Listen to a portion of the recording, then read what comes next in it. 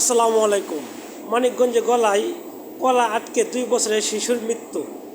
মানিকগঞ্জের শিবালয়ে গলায় কলা আটকে 2 বছরের এক শিশুর মর্মান্তিক মৃত্যু হয়েছে। বুধবার 7 জানুয়ারি বিকেল 5টার দিকে উপজেলার মহাদেবপুর এলাকায় এক ঘটনা ঘটে। নিহত শিশুর নাম ইব্রাহিম মিয়া।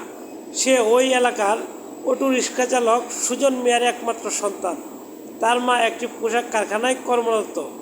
নিহতের বাবা সুজন মিয়া ও স্থানীয় বাসিন্দা আকাশ চৌধুরী জানায়, বিকেলে ইব্রাহিম তার নানির কাছ থেকে একটি কলা চেয়ে নেন। কলা খাওয়ার এক পর্যায়ে হঠাৎ করে তা শিশুটির গলায় আটকে যায়। বিষয়টি বুঝতে পেরে পরিবারের সদস্যরা তাৎক্ষণিকভাবে আটকে যাওয়া কলাটি বের করার চেষ্টা করেন। পরে অবস্থার অবনতি হলে দ্রুত তাকে স্থানীয় মুন্নুক মেডিকেল কলেজ হাসপাতালে নেওয়া হয়। সেখানে কর্তব্যরত চিকিৎসক শিশুটির মৃত ঘোষণা করেন।